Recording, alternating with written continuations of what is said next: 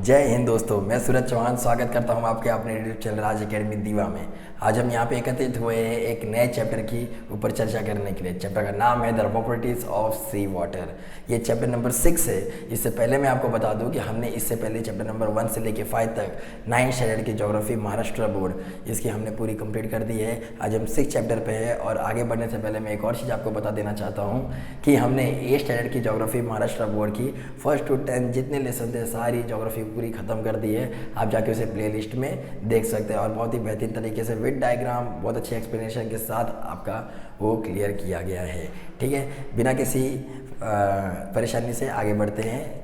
Chapter का नाम है the properties of sea water. Chapter number 6 चलने वाला है, याद रखिए।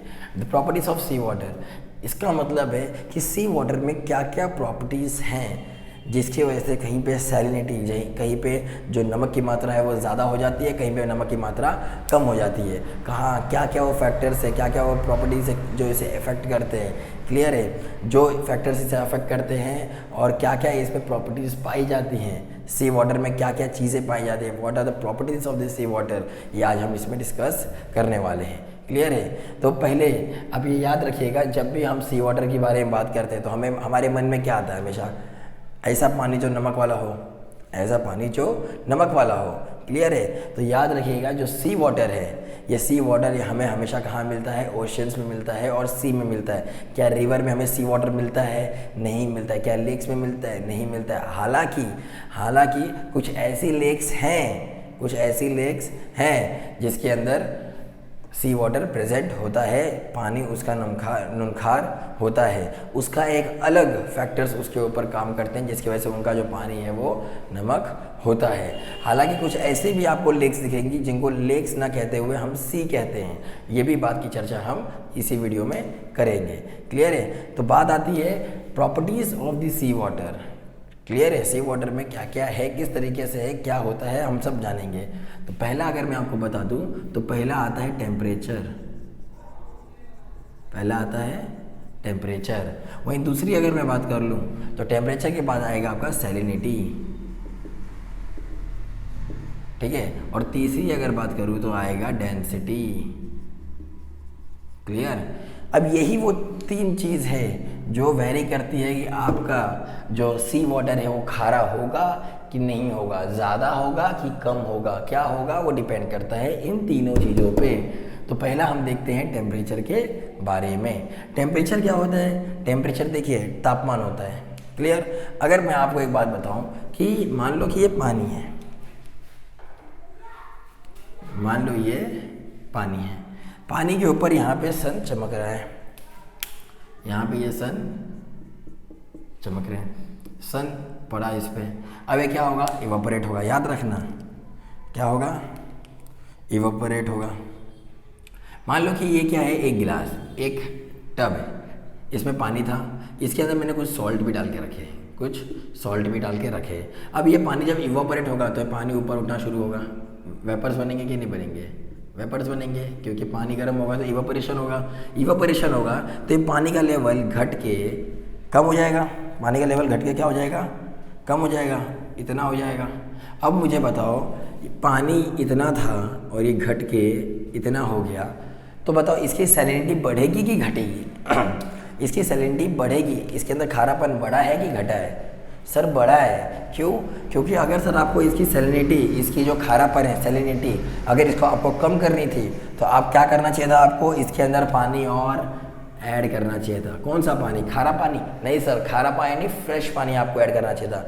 आप जब देखे होगे कि आप खाना खाते हो या पानी पीते हो, उसके अंदर अगर नमक डाले रहोगे तो अगर वो नमक ज़्यादा हो जाता है तो हम क्या करते हैं? उसके अंदर कुछ एक्स्ट्रा डालते हैं ना, ताकि ये क्या कर सके, उसके अंदर मिक्स होके उसको लेवल कर सके। क्लियर है कि नहीं? अगर आप पानी पी रहे हो, ज़्यादा नमक वाला पानी आ गया, जैसे कि आप नींबू पानी पी रहे हो, नींबू पानी में आपने नमक डाला, शक्कर नहीं डाला, नींबू पानी में नमक डाला। जब नमक डाल के आप पियोगे तो नमक डाल के पीने के बाद अगर ज़्यादा नमक हो गया तो आप क्या बोलोगे? थोड़ा सा और पानी लेके आना, ऐड कर दूंगा। उसमें और डाल देंगे, जिससे क्या हो जाएगा, दोनों का जो लेवल है सैलिनिटी का एकदम लेवल हो जाएगा और आप वो पीने लायक हो जाएगा। लेकिन अगर मैं उसके अंदर उसी पानी को अगर मैं गैस पे गर्म कर दूं, उसी पानी को अगर मैं गैस पे गर्म कर दूं, तो जितना पानी होगा वो सब उड़ जाएगा और अंदर क्या बच जाएगा, सॉल्ट। क्लियर है? तो इसका मतलब उसकी सैलिनिटी बढ़ी है कि घटी है? सर इसकी सैलिनिटी बढ़ी है, सैलिनिटी बढ़ी है। इसका मतलब अगर टेम्परेचर बढ़ेगा तो सैलिनिटी बढ़ेगा, अगर टेम्परेचर घटेगा तो सैलिनिटी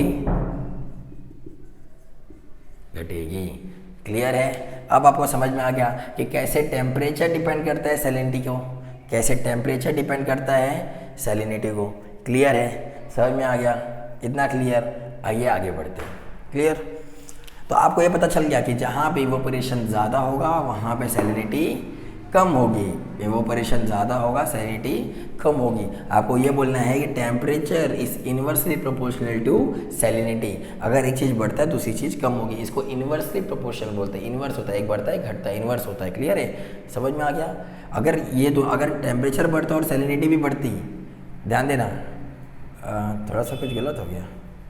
हाँ, अगर सॉरी टेम्परेचर अगर बढ़ेगा, सॉरी टेम्परेचर अगर बढ़ेगा तो सैलिनिटी भी बढ़ेगी। क्यों? क्योंकि टेम्परेचर जब ज़्यादा आ रहा था तो सैलिनिटी भी बढ़ रही थी। क्यों? क्योंकि इवोपरेशन से पानी उड़ जा रहा था और सैलिनिटी उतने की ज़्यादा हो जा रही थी। क्लियर है? जब इवोपरेट हो जाएगा तो पानी कम हो जाएगा और सैलिनिटी की मात्रा ज़्यादा हो जाएगी, नुनखार ज़्यादा हो जाएगा। क्लियर है? मैं गलत आपको बता दिया, ठीक है? अभी मैंने सही बताया। और टेम्परेचर अगर कम होगा तो सैलिनिटी भी कम होगी। क्लियर है? तो इसी को बोलते हैं temperature and salinity are directly proportional, मतलब टेम्परेचर इक्वल्स टू सैलिनिटी।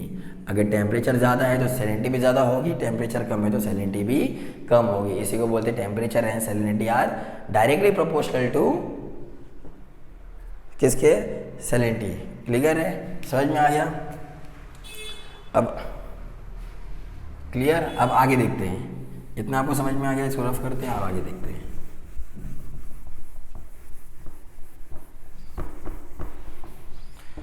अब देख लीजिए, ये ग्लोब है, ये क्या है? ये क्या है? ग्लोब है। क्लियर? अब एक ग्लोब है, मैंने आपको बताया था बीच में एक लाइन होती है, वो क्या होती है? इक्वेटर।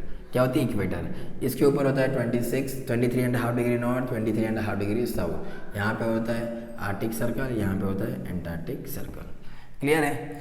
सबसे ज़्यादा गर्मी कहाँ होती है? सबसे ज़्यादा गर्मी कहाँ होती है? सर इक्वेटर पे होती है, इक्वेटर पे होती है। उससे कम सर होती है ट्रॉपिक ऑफ कैंसर पे, उससे कम ट्रॉपिक ऑफ कैप्रिकॉर्न पे। ठीक है? ये Tropic of Cancer, Tropic of Capricorn. यहाँ पे आएगा आर्टिक सर्कल और सबसे कम होती है Arctic circle, Antarctic circle. Clear है? तो अभी मैंने आपको बताया कि जहाँ पे टेम्परेचर ज़्यादा होगा वहाँ पे सैलिनिटी ज़्यादा होगी, क्योंकि temperature and salinity are directly proportion. Clear है? तो अगर टेम्परेचर और सैलिनिटी डायरेक्टली प्रोपोर्शन है तो इसमें हम बात करेंगे, अगर इक्वेटर ज़्यादा, अगर यहाँ पे ज़्यादा, अगर इवापोरेशन ज़्यादा, अगर यहाँ पे हीट है तो बताओ यहाँ पे सैलिनिटी ज़्यादा होगी कि नहीं होगी? ज़्यादा होगी कि नहीं होगी? ज़्यादा होगी। क्लियर है?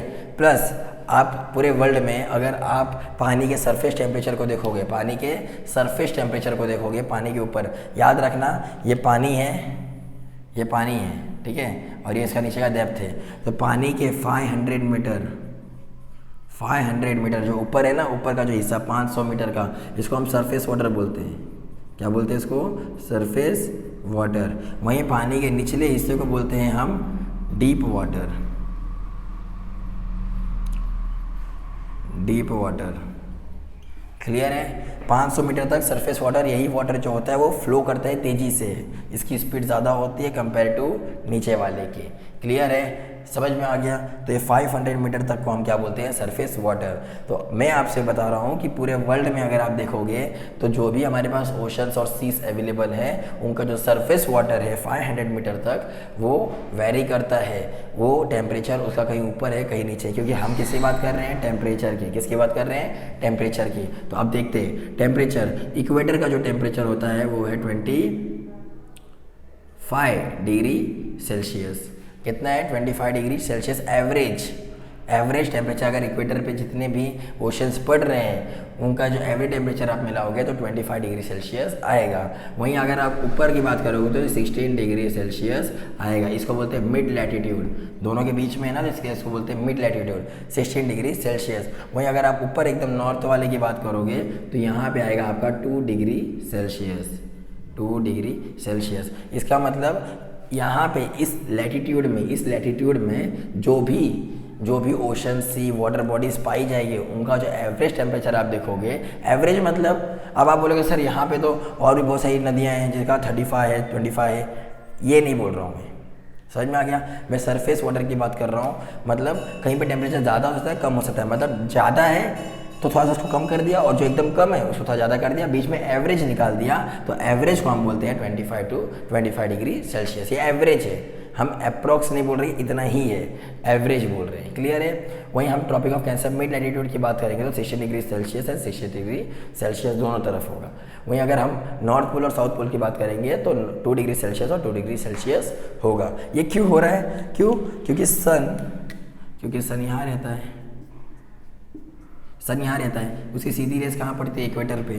थोड़ी सी तिरछी यहाँ पे जाएगी, थोड़ा सा देखो सबसे ज़्यादा पड़ा तो यहाँ पे ज़्यादा टेम्परेचर है पानी का, यहाँ पे कम है, और यहाँ पे देखो एकदम ही कम है, क्योंकि यहाँ पे क्या है, जो सन रेस है वो एकदम स्लैंटिंग होके जा रही है, एकदम मतलब उसके पास तो जा ही नहीं रही है, तिरछी जा रही है कि नहीं जा रही है? तो तिरछी जा रही है तो वहाँ पे टेम्परेचर एकदम ही कम होगा। क्लियर है? समझ में आ गया? तो ये था हमारा टेम्परेचर के बारे में हमने जो आपसे बात कर ली। क्लियर है? इतना समझ में आ गया? अब देखिए, मैंने आपको सरफेस टेम्परेचर बता दिया था, अब मैं आपको बता रहा हूँ कि ये पानी है, इसी से समझिए ये पानी है। अब ये पानी है तो ये पानी का जो ऊपरी 500 मीटर है वो क्या है? आपका सरफेस वाटर। लेकिन आप याद रखना, हमारे पास ये मान लो इसी सन को यहाँ पे भी हम एक सन यहाँ बना देते हैं तो आप कंफ्यूज हो जाओगे। यही सन को अगर हम बोलते हैं कि ये यहाँ से सनरेज भेजा है, यहाँ से क्या है? सनरेज भेजा है, तो आपको क्या लग रहा है? ये सारा सनरेज अंदर घुस जाएगा? क्या लग रहा है आपको? सारा सनरेज अंदर घुस जाएगा? नहीं, इसमें क्या होगा देखो मैं आपको बताता हूँ। ये सनरेज नीचे जाएगा, लेकिन कुछ सनरेज इसे टकरा के वापस चले जाएंगे, कुछ सनरेज इसे टकरा के वापस चले जाएंगे, और कुछ जो सनरेज होंगे वो अंदर धंस जाएंगे, पेनिट्रेट कर जाएंगे। क्या बोलते हैं उसको? पेनिट्रेट। क्लियर है? कुछ सरफेस क्या होता है, इसे पेनिट्रेट कर सकते हैं, तो इसमें से कुछ पेनिट्रेट हो जाएंगे। और आपको पता है कि मैंने आपको देखो इतना आप याद रखना, 500 मीटर को सरफेस वाटर बोलते हैं, लेकिन यहाँ से 200 मीटर तक फोटिक जोन बोलते हैं। क्या बोलते हैं उसको? Photic zone. ये ऐसा जोन होता है जहाँ पे सनलाइट पहुँच सकती है 200 मीटर तक, हम क्या बोलते हैं? Photic zone. समझ में आ गया? जहाँ तक सनलाइट पेनिट्रेट करके अंदर तक जा सकती है उसी को बोलते हैं फोटिक जोन, और वो कितना होता है? 200 मीटर। क्लियर? अब आपको पता है, आप जब पानी को ऐसा ऊपर से टच करोगे, कहीं समुद्री इलाके में जाओ, पानी को ऊपर टच करोगे, थोड़ा सा गर्म होगा, लेकिन अगर वही पानी के अंदर और हाथ डालोगे, तो आपको ठंडा लगेगा। इसका मतलब जैसे जैसे डेप्थ बढ़ेगी, देखो डेप्थ बढ़ रही है, वैसे वैसे पानी का टेम्परेचर, जो टेम्परेचर है पानी का, सरफेस का जो टेम्परेचर है, वाटर टेम्परेचर, वो क्या हो रहा है? कम हो रहा है। क्या हो रहा है? लो हो रहा है। समझ में आया कि नहीं? जैसे जैसे गहराई बढ़ती जाएगी, टेम्परेचर कम होता जाएगा, जैसे गहराई। लेकिन याद रखना, एक लिमिट तक, जैसे ही 2000 मीटर आ गया, तब समझ जाना कि अब टेम्परेचर कांस्टेंट रहने वाला है, टेम्परेचर अब बढ़ेगा, घटेगा नहीं। समझ में आया? अब टेम्परेचर ना बढ़ने वाला है ना घटने वाला है, टेम्परेचर 2000 मीटर पे आके रुक जाएगा। क्लियर है? नहीं तो आप ये बोलोगे कि सर आपने बोला है कि जैसे जैसे गहराई बढ़ेगी टेम्परेचर कम होता जाएगा। एक टाइम आएगा कि आप बोलोगे कि सर तब तो नीचे बर्फ़ मिलना चाहिए, आइस मिलना चाहिए, क्योंकि एकदम नीचे तो बर्फ़ होना चाहिए। तो यही प्रॉब्लम है। इसमें क्या होता है कि जब आप एकदम गहराई में जाओगे, 2000 मीटर तक पहुंचोगे, तो आपका जो टेम्परेचर होगा वो कितने पे आके रुक जाएगा मालूम है? 4 डिग्री सेल्सियस पे आके रुक जाएगा। क्लियर है? समझ में? अब आप बोलेंगे सर ये 4 डिग्री सेल्सियस है पानी के अंदर का टेम्परेचर, और ये आपने सरफेस टेम्परेचर बताया है 2 डिग्री सेल्सियस। ठीक है, मैं बताता हूँ 2 डिग्री सेल्सियस इसलिए बताया क्योंकि यहाँ पे ठंडी ऊपर बहुत ज़्यादा है, ऊपर ठंडी बहुत ज़्यादा है, लेकिन आप जब 2000 मीटर जाओगे तो आपको टेम्परेचर 4 डिग्री सेल्सियस ही मिलेगा।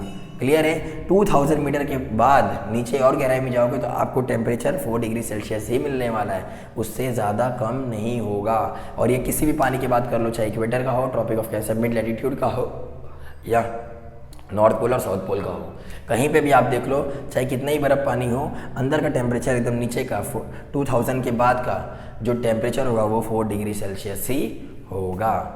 क्लियर है, आपको इस समझ में आ गया। टेम्परेचर मैंने आपको बताया, टेम्परेचर और salinity are directly proportion. Temperature अगर बढ़ेगा तो इवापोरेशन बढ़ेगा, इवापोरेशन बढ़ेगा तो सैलिनिटी अपने आप बढ़ेगी, तो डायरेक्टली प्रोपोर्शन हो गया, मैंने आपको बता दिया था। प्लस मैंने आपको ये भी बताया कि हर एक लैटिट्यूड पे जो सरफेस टेम्परेचर है पानी का, वाटर का सरफेस टेम्परेचर वो क्या है 25 डिग्री सेल्सियस, मिड लैटिट्यूड में 16 डिग्री सेल्सियस और ऊपर जाओगे तो 2 डिग्री सेल्सियस। क्लियर। वहीं मैंने आपको ये भी बता दिया कि जो पानी का ऊपरी वाला हिस्सा होता है 500 मीटर तक, उसको बोलते हैं सरफेस वाटर।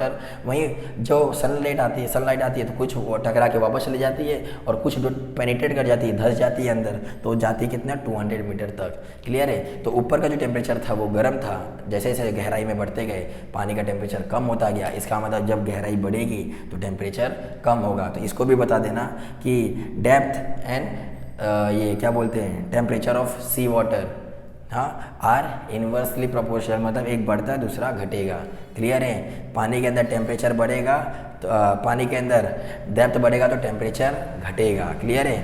टेम्परेचर डेंस ये depth is inversely proportional with temperature. Clear. एक बढ़ेगा तो एक घटेगा, लेकिन याद रखना अब एकदम कम होते एकदम गहराई में चले जाओ, बोलोगे सर 8000 11000 किलोमीटर अंदर चले जाएंगे मरियाना ट्रेंच में तो वहाँ तो बर्फ़ हो जाना चाहिए, नहीं होगा। क्यों? क्योंकि 2000 मीटर तक ही जाके आपका क्या होने वाला है, ख़त्म हो जाने वाला है। जो टेम्परेचर वहाँ पे होगा और वो टेम्परेचर क्या होगा 4 डिग्री सेल्सियस, उसके नीचे आप कितना भी चले जाओ 4 डिग्री सेल्सियस ही आपको मिलेगा। क्लियर है, समझ में आया? तो ये हमारा टेम्परेचर इतने पे ख़त्म हो गया। हम आपसे अगले पार्ट में मिलेंगे सैलिनिटी के बारे में। अगर आपको ये एफर्ट हमारा अच्छा लगा हो तो आप हमारे वीडियोस को लाइक कर सकते हैं, चैनल को सब्सक्राइब कर सकते हैं और अपने दोस्तों में ज़्यादा से ज़्यादा शेयर करो यार। ठीक है, मिलते हैं आपसे अगले पार्ट में, तब तक के लिए जय हिंद।